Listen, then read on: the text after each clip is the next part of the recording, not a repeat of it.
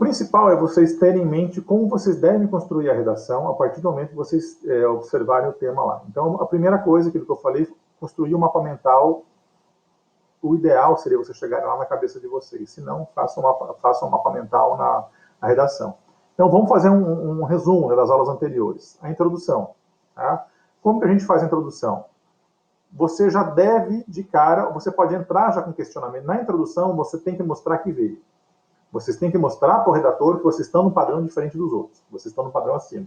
Então, por exemplo, se você já tem alguma frase, alguma citação clássica, alguma coisa que você queira contextualizar, já joga lá, porque já vai mostrar para o cara, olha, essa pessoa ela está num padrão acima. Mas, de maneira geral, o beabá da introdução é você joga a tua ideia inicial lá.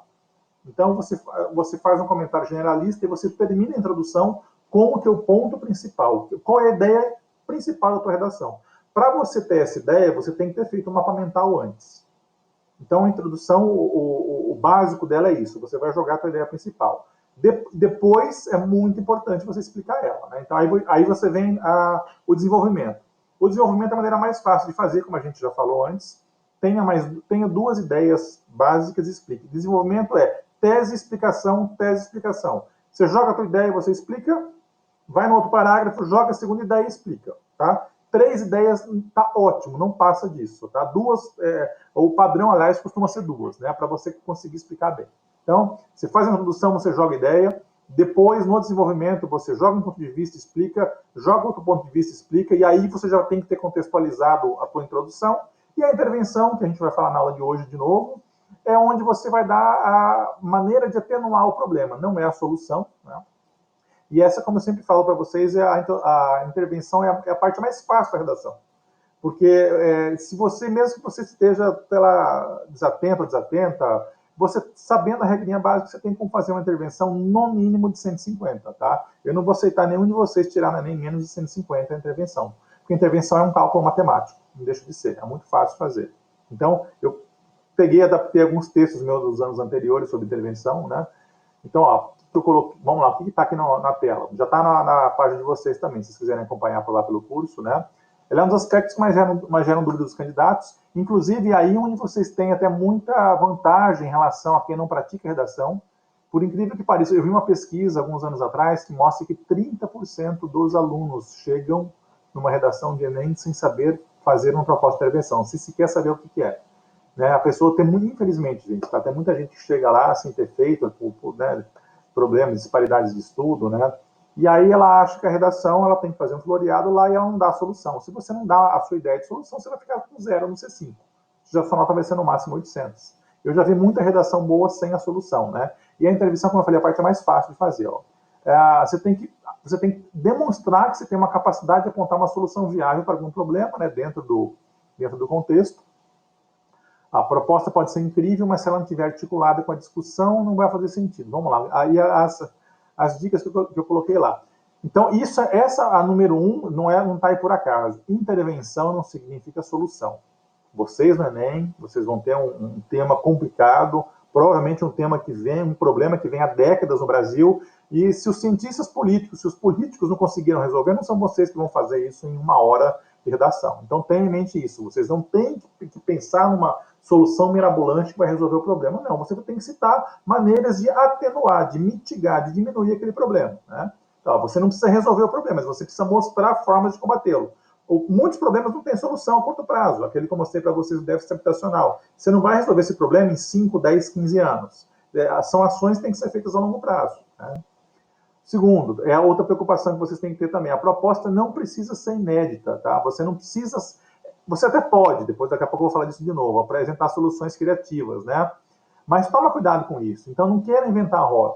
Não queiram falar, mas eu vou colocar uma coisa aqui que ninguém pensou e vai resolver. Não, se aquilo lá não for viável, daqui a pouco eu vou falar da viabilidade também, você vai comprometer toda a sua intervenção. Então, na dúvida, vá no beabá, vá no básico, né? no lógico, para resolver aquele problema. A gente vai discutir um pouquinho isso também. Busque na história o que já foi realizado para combater o problema e funcionou. Não apresente apenas uma ação, uma proposta de intervenção, a ideia é ter 2 ações, sempre, tá? Não mais que isso. Você até pode colocar 3, a maioria das redações nota 1000 são 2 ações. tem redação nota 1000 com 3. Não vi redação nota 1000 com 4, nem com 5, nem com uma. Tá? Por quê? Para você colocar 3 ações, você tem que explicar as 3. Você não vai conseguir fazer isso. Se você fizer, você vai perder muito do seu desenvolvimento. Você tem 30 linhas para fazer. Tá? Então, tenha em mente isso. Eu coloco em 2 ações, 2 ideias, ou uma ideia muito bem concatenada. Também daria, mas não passe disso. Tá? Não queira apresentar várias soluções. Você tem que mostrar que a sua proposta tem um problema, né? Isso é importante também. Mostrar os agentes, quem, né? Então, eu sempre bato muito nisso, né? Essa palavra não pode sair da mente de vocês, quem, né? Então, quem é o responsável por implementar a proposta de intervenção, né? Jamais, o erro mais comum da intervenção, a generalização, né? Então, eu vi até numa redação de uma de vocês que me mandou, estava lá, o governo precisa fazer isso. Que governo? Você tem que ser específico. Tá? Nós precisamos fazer, né? Nós quem, cara pálida? Eu, você, a sociedade, né? Então vocês têm que ser específicos sobre quem são os agentes, né? O Brasil, que Brasil? Que parte do Brasil? Então, evitem isso, né? Não generalizem. Isso vai tirar muito ponto de vocês na intervenção, a generalização, tá? Escreva de maneira clara quem são os agentes. Edu, quem são os agentes? Vários, né? Por exemplo, se você coloca governo com G maiúsculo, entende-se que é o governo federal, tá? Então, governo, poder público, detalhe a esfera. Então, quem vai ajudar a resolver isso? É o governo municipal, estadual, federal? Você tem que definir isso na sua intervenção, você tem que citar, tá? Ah, mas além disso, tem os ministérios, secretarias, cite. Então, é o MEC que vai ajudar, coloque. O Ministério da Educação e Cultura, né? Ou que secretaria. Quanto mais você for específico, específica, melhor vai ser a tua intervenção, né? O que mais que vocês têm que se lembrar? Deixa eu baixar um pouquinho aqui. Qualquer dúvida, vocês me interrompam aqui, tá? Até agora ainda não tem, né? Vamos lá. Os agentes não são só entes públicos, né? Então você tem outros agentes. Família, a família de maneira geral é um agente também. Os estudantes são agentes. As escolas, inclusive escolas e universidades, vocês vão usar muito isso em intervenção. Assim, um porto seguro é escolas e universidades, porque independentemente do tema, você, por exemplo, fazer palestras de conscientização em escolas e universidades, isso vai abranger quase tudo. Então, se na hora você fugiu, você não está com ideias, pegue uma básica dessa aqui que vai servir também, vai te servir. Vai te dar pontos importantes na intervenção. Comunidades específicas também, por exemplo, as ONGs, organizações não governamentais, estão muito na moda, né? Já há alguns anos, vocês podem citar ONGs também como agentes, né? Assistentes sociais, alguma outra profissão específica, Conselho Federal de Psicologia, por exemplo, né? Fazer uma parceria, não sei. Então, é importante você ligar.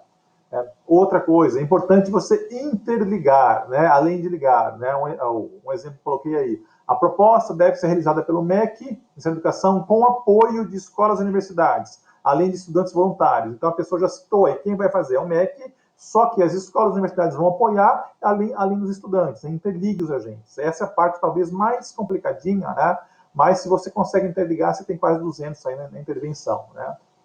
A outra dica, a proposta precisa ser viável, tem que ser. Como? Né? Como você vai fazer isso? Então, eu vejo muito... o ano passado eu tive muita redação assim. Eu passava, né, chegava assim, mas para fazer isso, vamos criar um imposto de 5%, vamos criar um imposto de uma alíquota de 5% sobre operações financeiras, tipo a CPMF, só para isso, tá?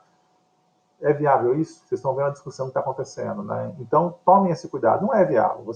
Qualquer imposto a mais que você crie vai gerar problemas, a sociedade não vai aceitar, a sociedade está saturada, então evite soluções desse tipo, tá? Então, e ela tem que ser viável. Então, ache maneiras básicas, tudo que você propor tem que ser passível, né? Tem que ser feito, né? Então, pode ser feito. Então, não adianta fazer uma solução absurda que o governo não vai ter dinheiro para fazer aquilo lá. Precisamos colocar, não sei, psicólogos em todas as escolas públicas e privadas do Brasil. Tem um número de psicólogos para colocar lá, né? Então, tome cuidado com isso, com a questão da viabilidade. Quem vai pagar por isso, né? Então, você tem que apresentar uma proposta que possa ser executada, viável economicamente, de fácil operacionalização. Então, você não pode apresentar uma proposta, por exemplo, vamos supor que entre essa questão de escolas, que só a escola privada possa fazer, ou só a escola pública, né? Então, tem que ser uma maneira que a sua ideia, ela possa ser feita lá na região sul-sudeste, também aqui no centro-oeste, no nordeste. Vocês têm que levar em conta as dimensões do Brasil também. Se possível, ênfase no se possível, seja criativo. Então, se teve uma ideia que você acha interessante, que ainda não foi colocada em prática, pode colocar. Mas tome cuidado, né? Como eu falei, não tire água da pedra, né? Então, mas se teve uma ideia que você acha relevante, isso aqui eu acho que dá para fazer, nunca foi tentado, pode colocar, pode te dar pontos preciosos, só tome cuidado com isso, né? Aí, embora seja mais prudente apoio no Porto Seguro, né? Do que já foi feito para atenuar o problema e funcionou, não significa que você não pode ser criativo também ou propor uma coisa nova. Você pode, né? Só tome cuidado. Aí eu até coloquei um exemplo aqui, você pode propor a destinação de uma parte do orçamento de um setor para combater o problema, né? Ao criar um novo imposto ou aumentar uma alíquota, né? Desde que seja viável economicamente, né? Tome cuidado. Não chute, não crie achismo nesse item também. Alguns outros cuidados importantes. A questão dos direitos humanos, né? Já foi alvo até de 2 anos atrás de liminares, né? Caiu, zerava, não zerava, mas isso é sempre importante. Você não pode ter uma intervenção que tenha qualquer elemento de discriminação, nada, né? Que exclua uma classe específica. Você não pode ter uma intervenção que, por exemplo, foque só na classe A ou B. Jamais façam isso, tá? Ou que atentem contra a liberdade. Então, vocês não podem propor uma intervenção, vamos deixar as pessoas trancadas em casa para não fazer isso. Não pode, né? Então, tomem esse cuidado, né? Trancar agora só em época de lockdown, né? Isolamento é só em lockdown. Então, tenham esses cuidados. E são alguns problemas que eu já tive também, eu já falei para vocês. Eu já vi intervenção, infelizmente, entrando na questão até de homofobia de alguns alunos. Então, tome muito cuidado com isso, tá? Isso, dependendo do corretor, ele vai te dar 0. Embora a liminar tenha caído já, todo ano vai e volta essa questão essa discussão, mas os corretores, eles são muito rígidos em relação a isso, né? Ele percebeu que você é uma pessoa preconceituosa, você jogou algo que soe com preconceito, ele pode te dar 0 na redação.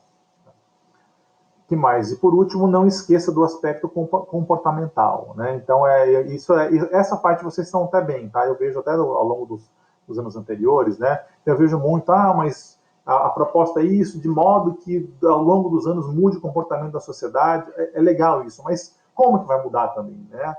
E é importante você colocar que além da questão de você fazer a questão coletiva, também isso tem que levar à mudança de pensamento da sociedade para a resolução daquele problema. Tá? Essas são algumas dicas que eu coloquei para vocês. Deixa eu voltar lá. Deixa eu voltar aqui na intervenção. Hoje eu vou, como vocês não estão me mandando por escrito, eu vou obrigar vocês a discutir. Então, deixa eu voltar na redação, no tema da aula anterior. Aqui, ó. O texto que eu pedi que ninguém me mandou. A questão das vacinas. Eu quero, agora vocês vão falar, tá? Eu quero discutir com vocês aqui uma proposta de intervenção para a questão das vacinas. Então, vamos contextualizar, voltar aqui no tema da redação, qual que era o tema aqui? Perigos e consequências da redução dos índices de vacinação no Brasil. Eu não sei se vocês viram, essa semana mesmo, o Jornal Nacional fez uma nova matéria sobre isso, tá? Sobre a questão que está piorando, né, ainda mais. Em alguns países, a cobertura vacinal já caiu para 75%, 70%. No Brasil, algumas vacinas também estão chegando nesse patamar, que é um patamar muito baixo. E com o coronavírus, ainda com a Covid, isso aí vai piorar, porque além das mortes pela Covid, a gente vai aumentar cada vez mais a questão das mortes por problemas, por doenças que já estavam erradicadas, né, como a poliomielite, entre outras. Então, o texto de apoio que eu passei para vocês foi um texto generalista, né? Ele mostra de maneira clara que os índices vêm caindo de vacinação, ano após ano. Ele dá algumas ideias, eu falei, ele dá a importância do texto de apoio, ele dá dica também para vocês, né? Então, aqui você já tem algumas dicas aqui. Ele cita a questão das fake news, que ajudaram a colaborar. Ele fala na questão do francês, que os movimentos anti-vacina começaram justamente quando o Andrew Wakefield, né, no final da década de 90, ele publicou um artigo querendo associar a vacinação ao autismo, e aí até hoje essa fake news foi propagada. Então, vamos pensar numa redação de vacinação. Esqueçam o início, esqueçam o desenvolvimento, eu quero saber soluções. Então, qual que é o cenário que a gente tem aqui? É um cenário não só no Brasil, é um cenário mundial, mas não esqueçam disso, tá? Redação de Enem, falem de Brasil. Se vocês quiserem citar o mundo, contextualiza. Eles não... Até no próprio manual de redação, ele é bem claro, eles querem... O problema temático vai ser ligado ao Brasil. Vocês têm que dar soluções ligadas ao Brasil. Então, o tema é, os índices de vacinação, de maneira geral, no Brasil, estão caindo. Por que isso está acontecendo? Eu queria ouvir um pouquinho de vocês sobre isso, eu queria que vocês abrissem o microfone para falar, e eu quero agora também, vamos pensar numa solução, qual seria uma proposta de intervenção interessante para isso? Vamos discutir, gente. Pode perguntar, ela.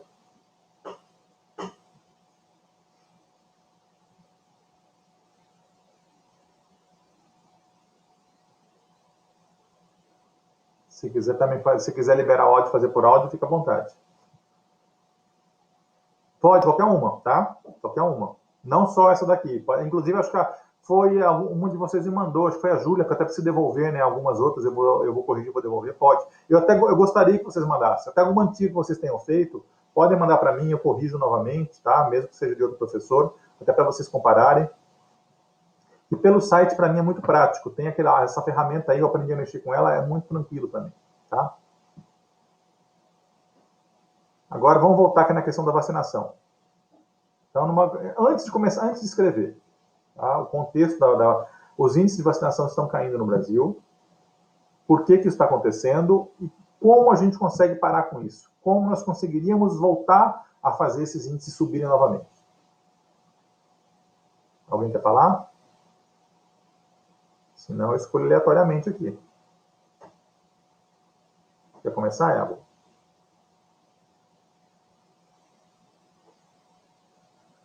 Está muito vago propaganda. Que tipo de propaganda?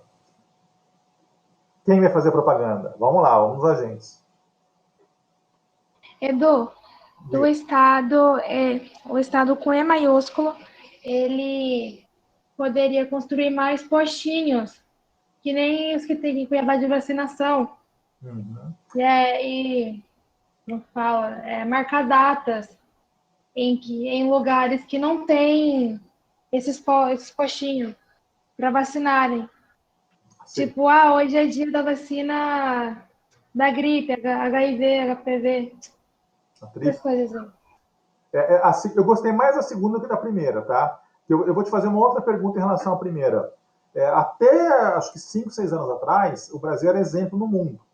E a gente tinha o mesmo número de postos de saúde. Será que o problema estava na quantidade de postos? Né? Eu, particularmente, acho que não. Será que só fazer mais postos? Será que o problema, as pessoas estão deixando de vacinar porque o posto não é perto da casa delas? Será que é só isso? Eu não tenho resposta, tá? Eu quero que vocês façam essa reflexão e conversem, tá? E me digam.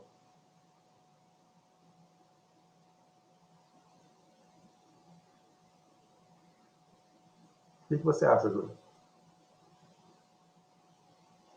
Essa segunda que você disse, ela entra numa... O ano passado, quando eu passei da redação, alguns de vocês colocaram uma ideia que eu achei sensacional e que alguns estados fizeram no Brasil. Algum de vocês lembra o que aconteceu ano passado?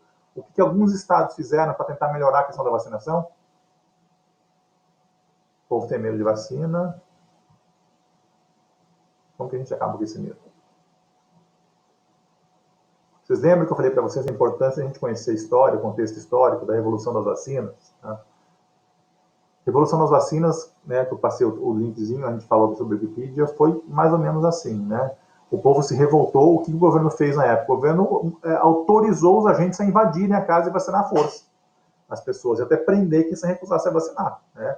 E as pessoas começaram a ficar revoltadas com isso, né?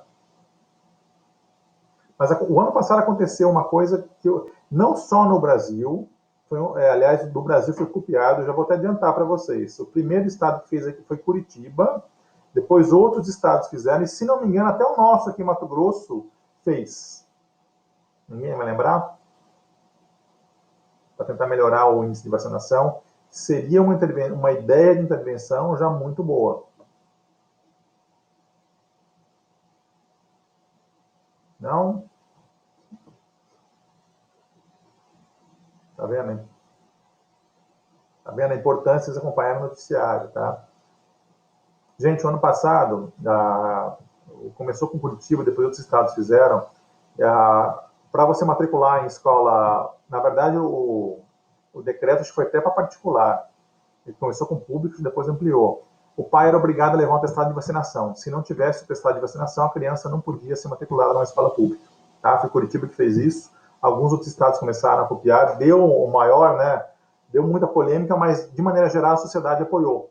Vocês lembram disso quando aconteceu? Saiu várias semanas no Jornal Nacional, teve gente que entrou na justiça, mas foi uma maneira encontrada. Né? Os Estados Unidos já tem isso também, muitos estados fazem, obrigam você a apresentar o estado de vacinação. Alguns países, até para tirar passaporte, você é obrigado a levar o atestado de vacinação, né, para tirar passaporte. Então, essa é uma ideia, tá? Seria, se cair uma redação sobre vacinação, vocês vão lembrarem, lembre dessa, tá?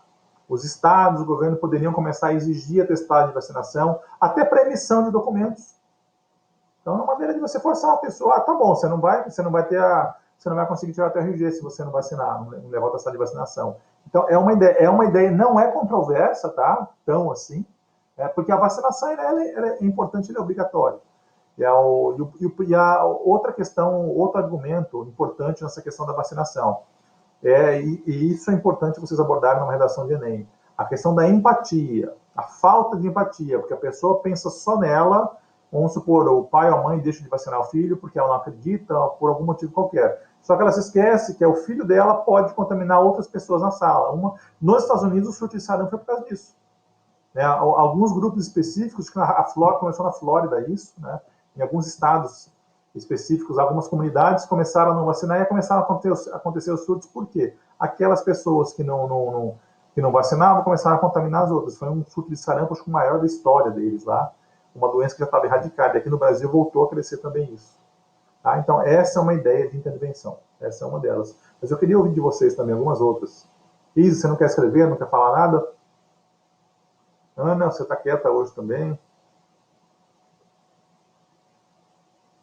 Não se preocupe em falar bobagem, escrever. Aqui é para discutir ideias mesmo. Tá?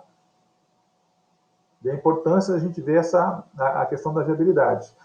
Júlia, só vou retornando aqui, a segunda parte que você falou, que eu gostei muito. O que os alunos no ano passado falaram, que eu acho que é na linha que você falou. Eles começaram a falar do por que não começar a usar, o governo começar a usar as escolas também para vacinar. Então, no início do ano letivo, você fazer uma semana de vacinação na escola. Então, na primeira semana de aulas, você montar um postinho lá para vacinar também. É interessante. Né? Então, essa é uma ideia, até que não é tão original assim, mas que não são pouca gente que faz, né? E dá muito resultado. Vou falar para vocês, desde o ano passado, aqui, o governo de Mato Grosso, eu não sei se a iniciativa foi daqui ou se foi copiada no governo federal, tá? Eles começaram a fazer isso em relação à vacina da H1N1. Eles estão indo nas escolas vacinar. Os alunos e também, principalmente o pessoal que tem mais contato, professores e diretores, né? Esse ano, por exemplo, já foram até no ICE, lá vacinar a equipe nossa lá, então eles estão indo atrás. As pessoas não vão, eles vão atrás das pessoas. É uma coisa interessante, né? Por que existem pessoas que se recusam a tomar a vacina? Então, Iago, essa é uma reflexão que você tem que ter na redação, tá? Essa na verdade, a sua pergunta aí, você tem que responder nessa redação. Por que você acha? Vocês não conhecem ninguém? Geralmente a gente sempre tem alguém que a gente conhece que vocês nunca receberam desses e-mails, já recebi.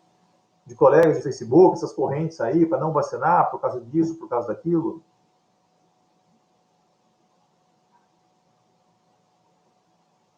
Eu conheço pessoas que acreditam, há uma série de fake news aí, tá, Iago? Eu já vou te dar, então, eu não gosto de dar muito minha visão, eu gosto de ouvir mais vocês, mas vocês estão quietos, né?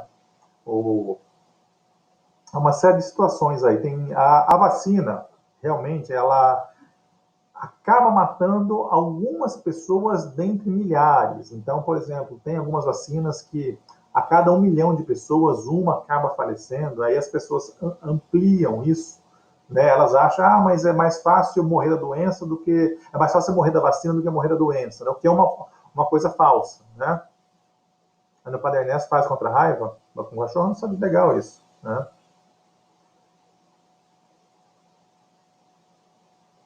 Então, mas hoje, não, então essa questão até da vacinação é o público jovem, tá? É o público mal informado, né? Então, um dos motivos é esse. As pessoas acham que elas podem ficar doentes com a vacina. E algumas vacinas têm efeitos colaterais normais. A própria vacina da HN1, ela pode te dar febre nos 3 primeiros dias, eles avisam você, mas depois você fica normal. Porque a vacina, vocês sabem disso, né? Ela acaba sendo o próprio vírus, numa forma muito mais light, para forçar o teu organismo a produzir anticorpos para aquilo, de maneira bem simplista, né? Pelo jeito de você, o Davi vai saber explicar muito melhor que eu, mas de maneira bem simplista é isso. Tá? Então você acaba até ficando até com alguns poucos sintomas no começo, você pode não passar muito bem, mas depois isso melhora. Então tem pessoas que amplificam isso e ligam essas questões a vacinas, né?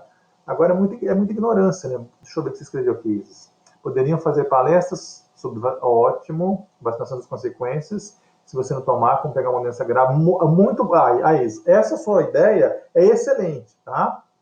Eu quero na próxima redação sua que você trabalhe mais isso, a tua intervenção, tá? Excelente. Então vamos lá, vamos pegar essa ideia sua aqui.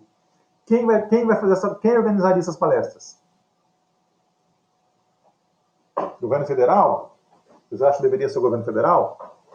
Pode ser qualquer um, tá, gente? Não tem uma resposta certa para isso, não. Mas é importante vocês mencionarem.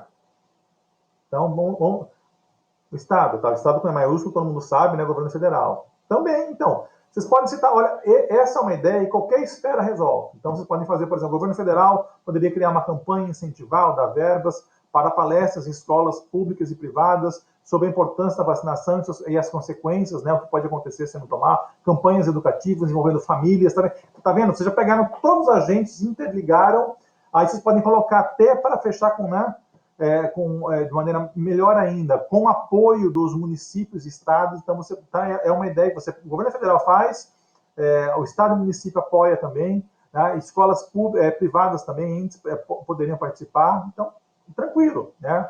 Fácil fazer, iniciativa público-privada, então. Essa é uma intervenção fácil de fazer. Se cair vacinação um dia no Enem para vocês, essa é uma ideia muito boa e tranquila de se fazer. Então, tem várias maneiras. Essa é uma. Então, a outra é aquela que eu falei lá, você, por exemplo, obrigar a condicionar algumas situações, o poder público condiciona, o poder público, você tem que especificar, o governo federal, por exemplo, condicionar a matrícula em escolas federais, a atestado de vacinação, o governo estadual, municipal, mesma coisa, então é uma outra ideia, né, de maneira que com o tempo as pessoas, sempre a contextualização, né, de maneira que com o tempo as pessoas percebam a importância da vacinação e do fim, né, definitivo de determinadas doenças, né. Uma que, acho que eu até comentei ela passada com vocês, é a poliomielite também. O sarampo tinha acabado, né? Tá voltando agora. Eu tive sarampo quando era pequeno. Eu tenho quase certeza que nenhum de vocês teve, né? Na minha época era uma doença muito comum, sarampo, né? A gente tinha, né? Hoje já, felizmente, é muito raro, né? Paralisia infantil era uma doença até comum na minha época. Eu tenho duas amigas minhas que tiveram, né? Porque não foram vacinados. Hoje você não vê mais isso, e agora, com a falta de vacinação, começaram a aparecer novos casos de paralisia infantil. A multa é uma ideia boa, mas tem que tomar cuidado, tá? Porque a punição por ela própria, só punir de maneira financeira, não resolve. Tem que ter alguma coisa junto, tá, Iago? Então, aliás, em qualquer assunto, quando vocês forem colocar multa, você tem que tomar cuidado. Primeiro, a questão de todo mundo vai poder pagar, o cara mais simples, o cara que ganha uma renda, será que ele vai ter condição de pagar a multa? Então, eu sou um pouco reticente em relação a multas, tá? Mas não quer dizer que não possa ser colocado. Pode, mas tome cuidado com isso. Então, a gente já viu duas, tá? Que mais? Como uma terceira, mais multa de acordo com a renda? Sim, pode também. Mas, como eu falei, a punição só em si não é uma intervenção. A punição tem que vir junto, aliada a um ato educativo. Tem que ser. É a mesma coisa de conselho tutelar, a gente brinca, né? Aluno aprontou, não adianta você suspender o aluno, você tem que mostrar para ele que aquilo lá está errado. Né? A lógica é a mesma, né? Isso, para agregar. Correto, Iago. Mais alguma ideia? Então, essa é uma intervenção fácil de fazer, né? Fala, Júlia.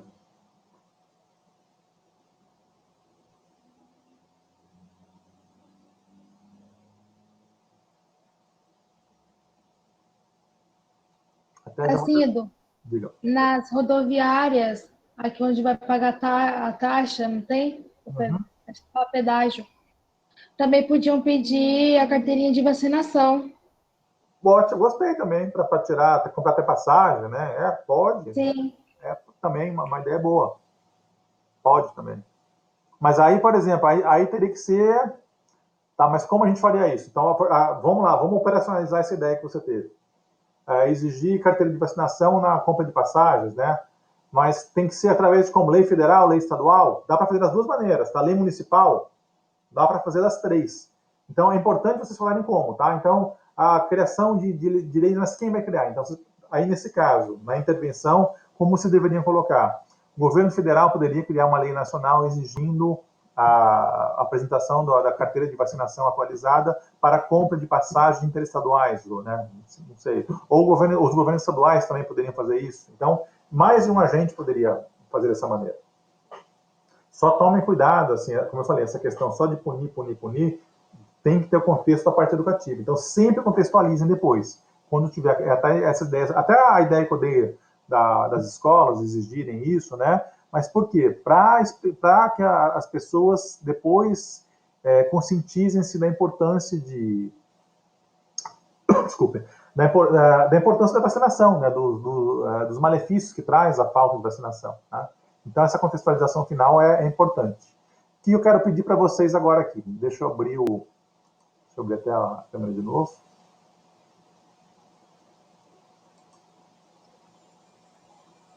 Pronto. Eu quero pedir, já que vocês não estão mandando redação, eu vou pedir...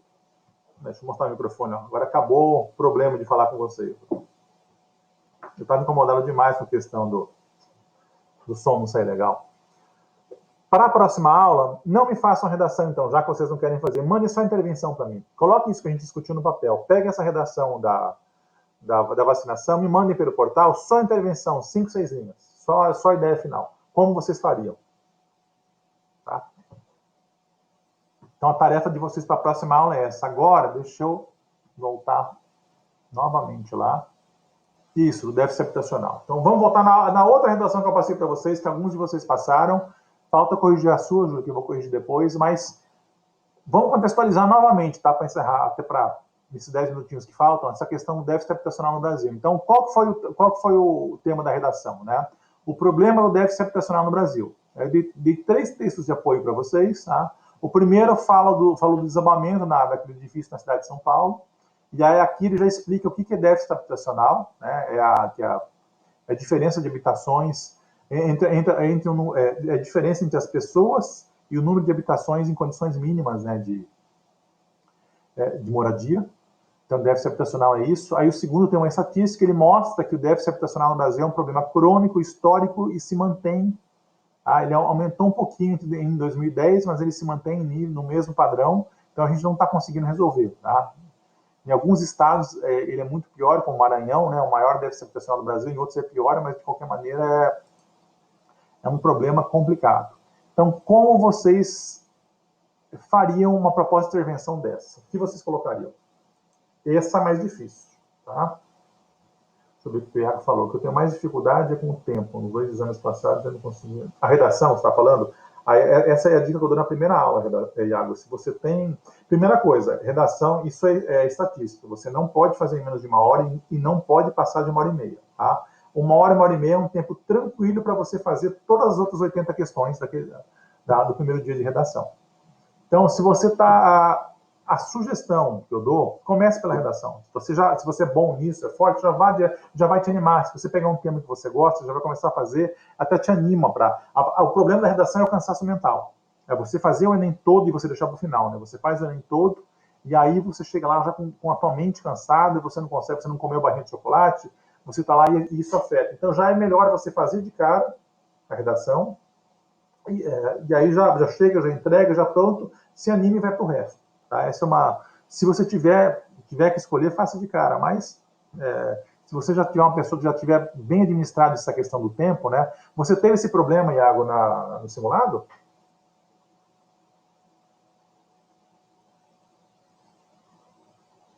O que acontece em simulados, e aí é uma outra dica que eu dou para vocês, aliás, é um problema crônico histórico, né, de décadas, né?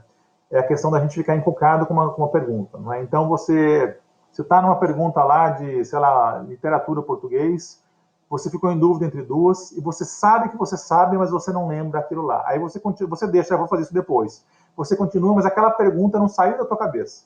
E aí você não consegue fazer as outras direito, porque você fica no teu inconsciente tentando lembrar a resposta daquilo. Aí finalmente, quando você lembra, você voltou lá e você já perdeu um tempo e você acabou atrapalhando as outras, né? Por isso é importante vocês fazerem o máximo possível de simulados para trabalhar isso também. Mas esse não vai ser o principal problema que vocês vão ter no dia. Eu já falei para vocês. O principal problema vai ser a condição atípica. Vocês não vão estar com os colegas de vocês, vocês não vão estar como vocês estão agora em casa, tranquilos, com o ar-condicionado ligado. Vocês vão estar, como eu falei, em muitas escolas insalubres, com gente querendo competir com você, enfim, com fiscais em cima, e isso atrapalha mais do que vocês imaginam. Há uma diferença enorme entre uma redação que você faz num ambiente tranquilo e uma que você faz sob pressão. Vocês vão perceber isso. E é batata, né, essa questão, né? Você, num ambiente sob pressão, a tua qualidade cai. Uma redação que você fizer na tua casa e mandar para mim tranquilo vai estar muito melhor do que uma redação que você fizer no dia do Enem lá, numa prova pressionada. Então é importante vocês treinarem isso também. Mas vamos voltar. O Estado poderia conceder abrigos para as pessoas se restabelecerem financeiramente. Tá bom, então o Estado com E maiúsculo, a gente entende, é o governo federal. Abrigos, tá, mas como que, com que dinheiro, Júlia, como que funcionaria isso? Tá meio vago, eu queria um detalhamento. A ideia não é ruim, eu estou gostando da intervenção. Para ser franco com vocês, eu nem pensei numa intervenção sobre isso aí. Não é, essa aí é uma viável, tá? Eu, como corretor, aceitaria. Mas como que você operacionalizaria isso? Com que dinheiro? De onde viria o dinheiro? Se alguém tiver alguma outra ideia também, pode colocar, já pode falar.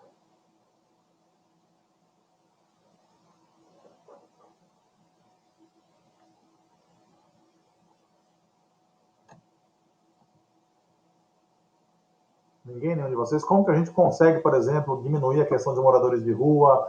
Como que a gente consegue fazer com que as pessoas não vivam em regiões insalubres? Vou dar já um exemplo prático aqui. As pessoas que moram, por exemplo, em regiões de desmoronamento, que aquela questão lá do Rio, de onde que acontece sempre desmoronamento lá, quando tem enchente, e Búzios, né? Teve uma tragédia uns 2 anos atrás. Aqui mesmo em Cuiabá, se bem em Cuiabá depois de Manso melhorou bastante, mas regiões ribeirinhas, regiões passíveis de...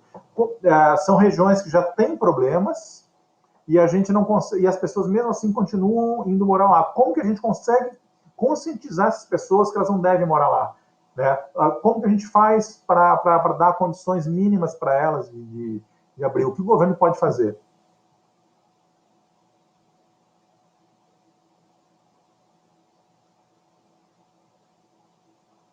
Estou aguardando algum de vocês falar.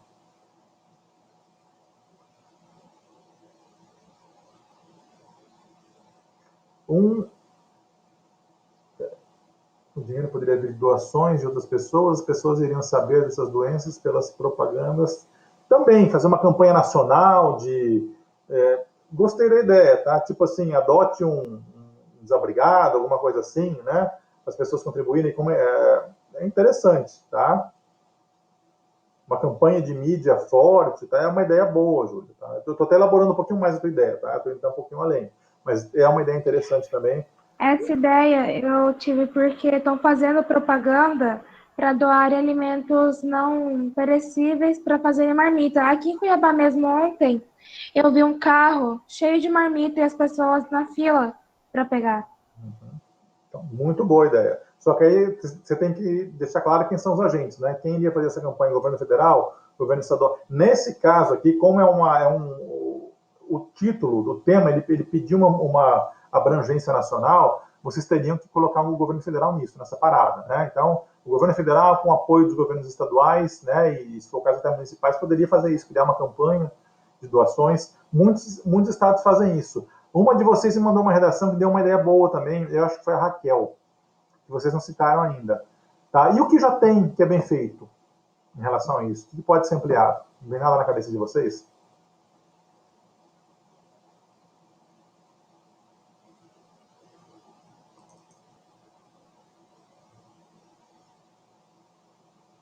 Nenhum programa, nada que o governo faz? Exatamente, Thiago. Minha Casa Minha Vida. Aí é um programa antigo. Na verdade, esse programa não pessoal fala que foi criado também na gestão do PT, mas ele já vinha antes, ele mudou de nome, tá?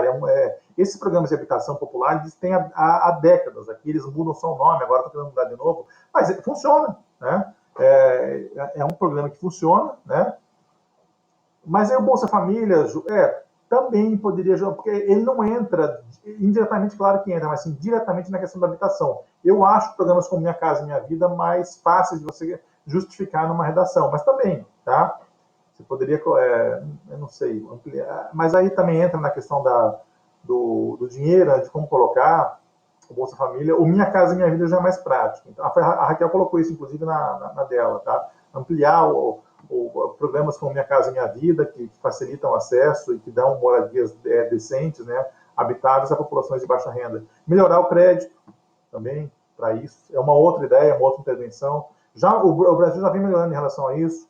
O governo permitir financiamentos de longo prazo para famílias carentes, de 30, 40 anos. Nos Estados Unidos, você tem financiamentos de até 50, 60 anos, a pessoa morre, a família continua pagando a habitação. Então, é uma outra ideia. Tá vendo? Lá é muito comum isso, né? Inclusive, a crise que eles tiveram lá, em 2009, ficou famosa, foi por causa disso, né? Foi uma crise de crédito, né? As pessoas começaram, elas financiavam 2, 3 casas, depois chegou um tempo, os juros começaram a subir, elas não conseguiram pagar e começou aí, acabou quebrando o país inteiro, e isso teve repercussão no resto do mundo, né? No Brasil, que na época não chegou muito forte, mas foi um problema grave também, tá? Então, assim, ideias sempre. Essa Minha Casa Minha Vida é um exemplo prático de algo que já existia, já existe há muito tempo e pode ser ampliado. Então, eu gosto desse tema habitação por isso. Não há qualquer solução que vocês tenham, né, não vai resolver esse problema em curto prazo. Não dá. O problema habitacional ele é mundial. E tem um outro aspecto que a gente não colocou, que vocês poderiam até colocar numa redação também, que existe uma questão comportamental. Tem pessoas que moram, por exemplo, sem teto, tem pessoas que gostam de morar na rua porque eles querem, não é pela questão financeira, eles gostam do estilo de vida. Nos Estados Unidos tem muito disso, tá? Tem bastante disso também, né? É uma outra ideia interessante. Em que contexto, Júlia? De se criar seguros para isso, seguros mais... só que assim, esse aspecto comportamental vocês podem até citar, mas tomem só cuidado da maneira como vocês citam, tá? Isso lá, porque vocês não podem perder a redação, um grande tempo da redação citando esse aspecto, porque são exceções, não é todo mundo que é isso. Você tem gente que mora por opção, mas não é a maioria. Né? O Estado poderia fazer uma lei, e nessa lei os seguros têm que ser para desastres naturais e todas as tragédias, que nem o prédio que pegou fogo em São Paulo. Mas aí, nessa questão do prédio, tem um outro problema, porque as pessoas estavam lá de maneira ilegal. Então, se tivesse seguro, não ia resolver. Elas tinham invadido o prédio. O prédio estava condenado, elas invadiram, elas estavam lá já há alguns anos, ninguém tirou elas de lá. Mas você poderia colocar um seguro habitacional barato que o governo ajudasse a financiar. É uma ideia interessante também. Já um pouco diferente, né? É outra solução mesmo. Essa do seguro, por exemplo, não tinha passado pela minha cabeça. Mas vocês estão vendo como a gente vai pensando, a gente vai dialogando, aparecem soluções, aparecem ideias interessantes para a gente fazer. Só que já foram umas 4. Tá? Peguem 2 dessas, uma contextualização e façam. Então, deixa até, se vocês quiserem, se acharem mais fácil, em vez de mandar a de vacinação, podem mandar uma dessas também. Se quiserem mandar as 2, mas eu queria que vocês mandassem, então, na próxima aula, uma intervenção. Tá? Só intervenção. Se não quiserem mandar a redação inteira, mandem só a intervenção. Eu quero ver como é que vocês estão. Porque na próxima aula eu já vou começar, eu vou partir do pressuposto que a gente já deu a construção inicial básica de uma redação, vocês já sabem como construir, agora a gente vai começar a trabalhar nas peculiaridades de cada um de vocês, nas individualidades, tá? E eu quero começar, eu já comecei a perceber o estilo de cada um, no que precisa melhorar, no que não precisa, e aí a gente vai agora já direto e nos floreios, né? Como colocar uma citação.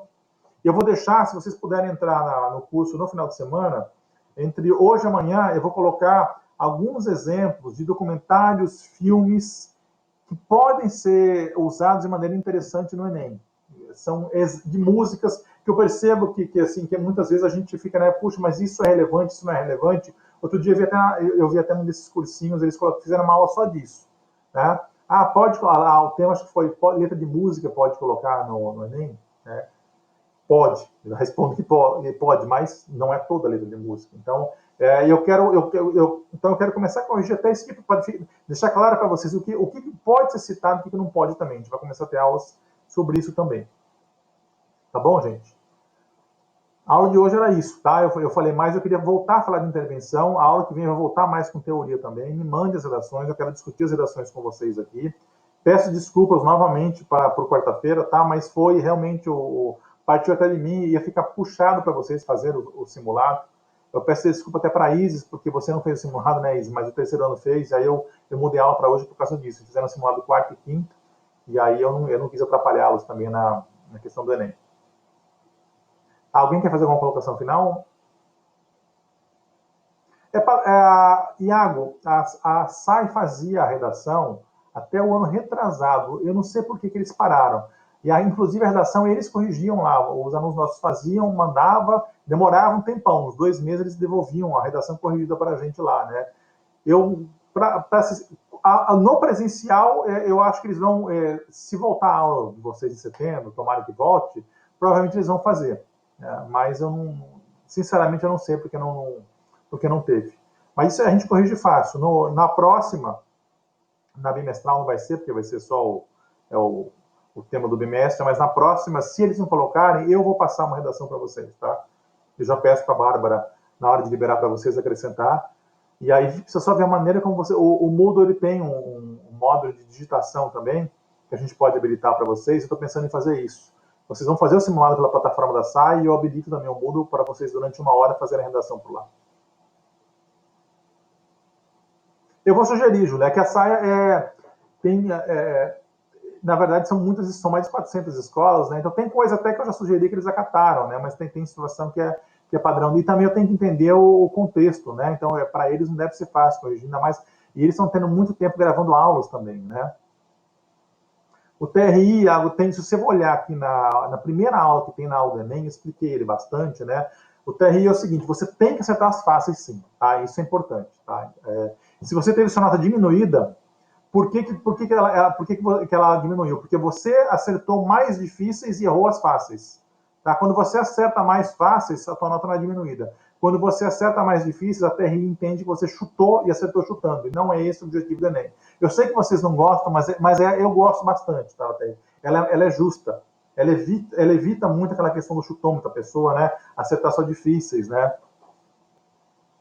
E essa da SAI, por exemplo,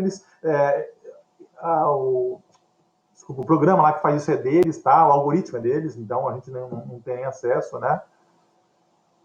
Bom, você deveria saber, então, se não ficou claro para vocês, talvez eles tiveram um problema, porque a TRI funciona assim: metade das questões tem que ser fáceis, cada matéria, metade difícil, e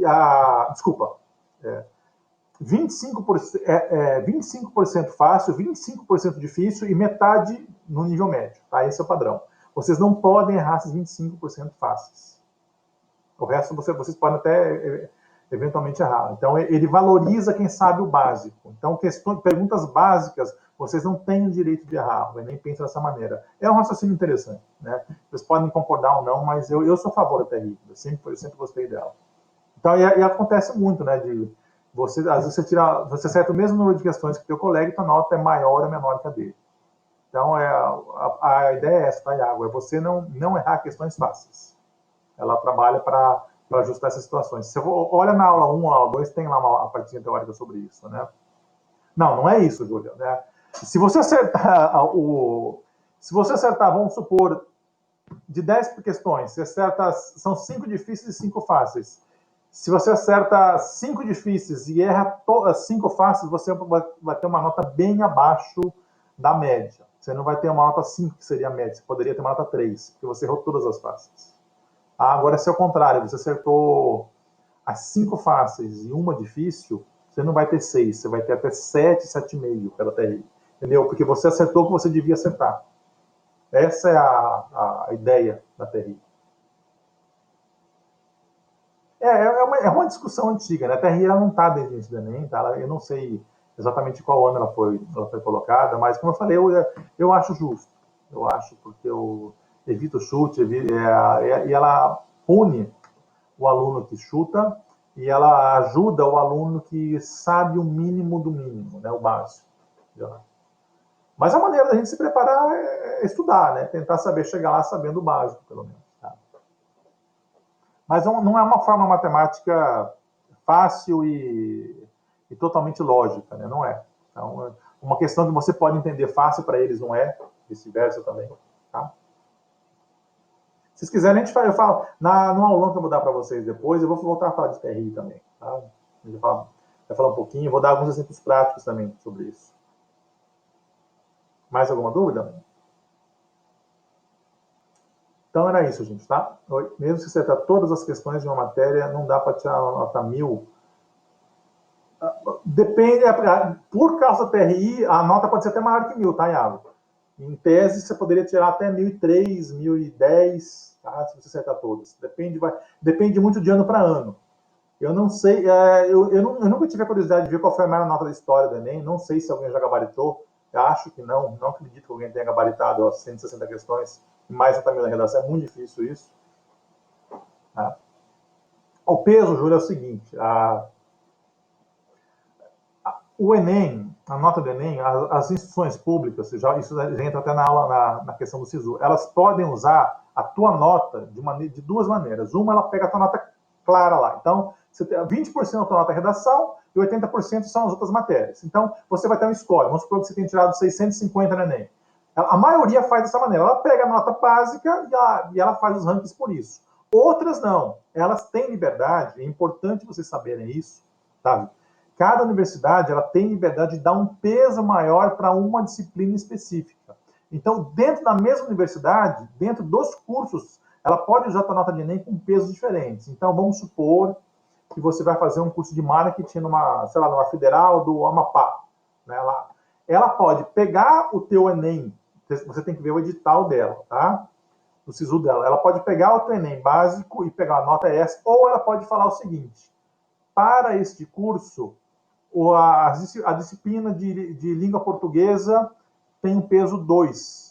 Ela pode aumentar o peso porque ela entende que aquela disciplina é mais importante que as outras para aquele curso. Então é isso, tá, Júlio? Então, elas têm essa liberdade, algumas fazem isso, outras não. Eu sempre cito para vocês o caso da ESPM. A ESPM, eu não sei se ano passado, ainda era, até alguns anos atrás, metade da nota da ESPM era redação. Porque a ESPM é uma das melhores do Brasil, inclusive, na questão de publicidade e marketing. Eles entendem que se a pessoa não entra lá sabendo escrever bem, não vai adiantar. Então, 50% da nota é redação. Então, eles até aceitam a questão do Enem, mas a tua redação tem um peso absurdamente maior lá. Tá? E se for bem na redação e tirar 0 em uma das provas, tem alguma chance de... Isis, depende você vai ter que ler o edital de cada instituição de ensino, tá?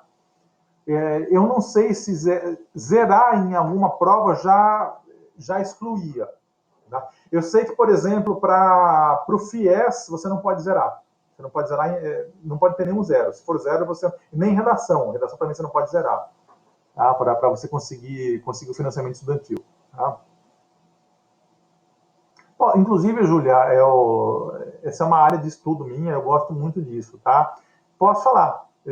Se você quiser, eu vou até além. Eu falo até sobre os exames, porque lá eles têm os exames similares ao Enem. Lá é um pouco até... Eu gosto, por exemplo, dos Estados Unidos. Eles têm o GMAT. O GMAT é um Enem só de exatas. É uma prova que é feita só para exatas. Tem o IELTS, que é uma outra prova também diferente. Né? Então, eles têm provas específicas para aquela área. Então, às vezes, você não precisa fazer uma prova de conhecimentos gerais, você faz específico só para aquilo que você quer.